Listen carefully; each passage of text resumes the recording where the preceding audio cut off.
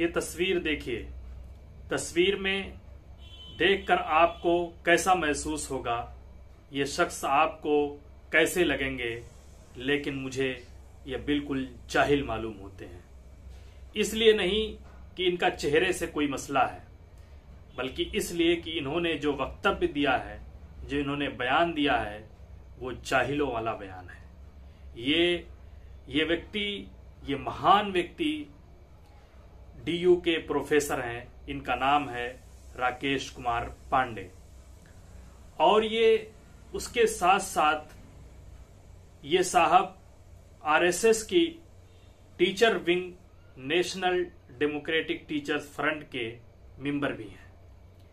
इन्होंने बयान दिया है कि केरला के स्टूडेंट मार्क्स जिहाद फैला रहे हैं। आपने अभी तक लव जिहाद, लैंड जिहाद, वित्त जिहाद और यूपीएससी जिहाद और जाने कौन कौन से जिहाद सुने होंगे। आज उसमें एक जिहाद और जुड़ गया है, उसका नाम है मार्क्स जिहाद। अब आप अगर मुस्लिम स्टूडेंट हैं या केरला के स्टूडेंट हैं या कहीं और के स्टूडेंट हैं, तो आप अगर अच्छे नंबर ला रहे हैं तो आपको ये सोचना पड़ेगा कि कहीं आप मार्क्स जिहाद कर रहे हैं कि नहीं कर रहे हैं। इसी तरह जिस तरह आपने, जब मुस्लिम स्टूडेंट ने कुछ जामिया में तैयारी करने वाले बच्चे ने या कहीं और से तैयारी करके आने वाले बच्चों ने जब यूपीएससी में अच्छा मार्क्स किया तो उनको मीडिया ट्रायल किया गया। आरएसएस, बीजेपी और इन जैसी संगठनों, हिंदूवादी संगठनों के जरिया से उनको ट्रोल किया गया कि इतना मार्क्स कैसे ला लेते हैं, पंचर छाप लोग इतना नंबर कैसे ले आते हैं। ये सारी बातें कही गई। अब आपको फिर सोचना पड़ेगा, जिस तरह आप जब प्यार करते हैं तो आपको सोचना पड़ता है कि ये लव जिहाद तो नहीं हो रहा है। इसी तरीके से जब आप मेहनत करेंगे, आप किसी भी कॉम्पिटिटिव एग्जाम में बैठेंगे, कहीं भी एडमिशन लेने जाएंगे, आपका मार्क्स अच्छा होगा, तो अब आपको सोचना पड़ेगा कि कहीं ये मार्क्स जिहाद तो नहीं हो रहा है। अब मामला क्या है, जरा वो देख लेते हैं। डीयू में हुआ ये कि हिंदू कॉलेज में 20 सीट के लिए, 20 सीट जो बीए प्रोग्राम की थी, उसके लिए केरला से तकरीबन 100 एप्लीकेशन ऐसी आ गई जिनके नंबरात, जिनके मार्क्स तकरीबन 100% थे। अब इसी बात पर प्रोफेसर साहब को यही बात हजम नहीं हो रही थी। ठीक है, ये बात वाकई में थोड़ी हजम होने वाली नहीं है, क्योंकि 4000 स्टूडेंट से ज्यादा इस बार केरला से लोगों ने फॉर्म भरा है और उनमें तकरीबन सबका 100% के करीब करीब नंबर है। इसलिए सवाल उठना तो लाजमी है, लेकिन स्टूडेंट के मेहनत पर सवाल उठा देना ये कुछ अजीब सा है। प्रक्रिया से, जिस प्रक्रिया से और बच्चे आते हैं, उसी प्रक्रिया से वो बच्चे भी डीयू में आते हैं। कोई भी हो, हर कोई मेहनत करता है, हर कोई पढ़ाई करता है। अब आप पहले किसी भी उस पर इल्जाम लगाने से पहले कुछ चीजें जान लेनी चाहिए, छान लेनी चाहिए और पहचान लेनी चाहिए। जब आपने ये खुद एतराफ कर लिया, प्रोफेसर साहब ने ये एतराफ किया कि केरला के बच्चे 11वीं में जब 97%, 98%, 96%, 95% लाते हैं, तो 12वीं में वो बोर्ड के एग्जाम में 100% कैसे ले आते हैं।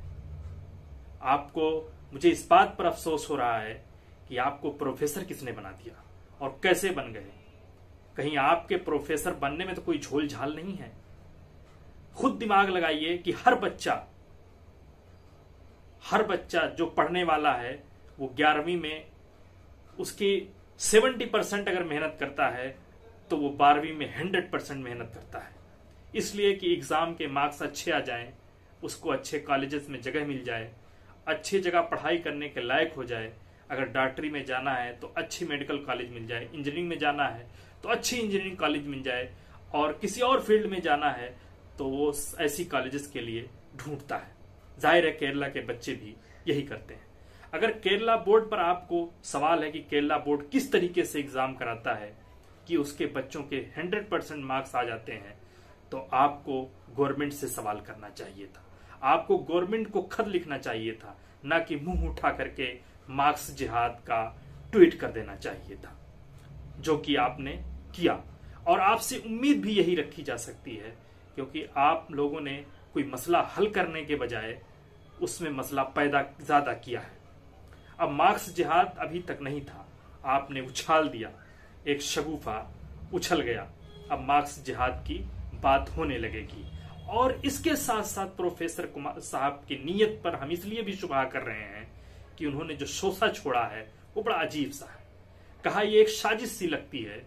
साजिश सी इसलिए लगती है कि जिस तरीके से वामपंथी लोग दिल्ली के जवाहरलाल यूनिवर्सिटी में भर गए हैं, उसी तरीके से ये साजिश करके ज्यादा से ज्यादा मार्क्स ला करके केरला बोर्ड में ज्यादा से ज्यादा मार्क्स दे करके दिल्ली यूनिवर्सिटी में इसी तरीके से वामपंथी विचारधारा के लोगों को भरना चाहता है, फैलाना चाहता है।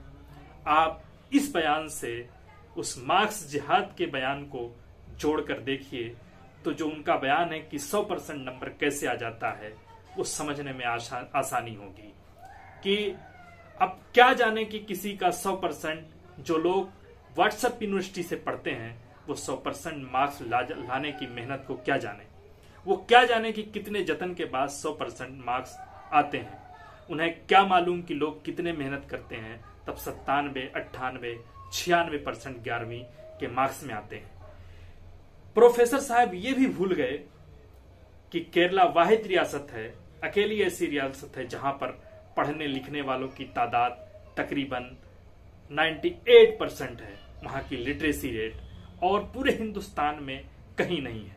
तो आप उसका भी शिकवा कीजिए कि वहां के लोग 98% पढ़े लिखे कैसे हो गए, जब यूपी में तकरीबन 60%, बिहार में भी ऐसे ही तकरीबन हर जगह इधर के रियासतों में 60, 65, 75, 70% लिटरेसी रेट है। तो केरला के लोग 98% लिटरेसी रेट कैसे कर ले गए? आपको तो उस पर भी सवाल उठाना चाहिए अगर बोर्ड पर उठा रहे हैं। आप अपनी जहालत का प्रोफेसर साहब खुद सबूत दे रहे हैं। जहां 98% लिटरेसी रेट है, अगर वहां के बच्चे 100%, 96%, 97%, 98% मार्क्स ले आ रहे हैं, तो उसमें आपको तकलीफ क्या है? वहां के बच्चे आपको कहीं भी बैनर लेकर के साल के 6 महीने 3 महीने मोदी जी, योगी जी और फला पॉलिटिकल बैनर उठा करके नारा लगाते हुए नजर नहीं आएंगे।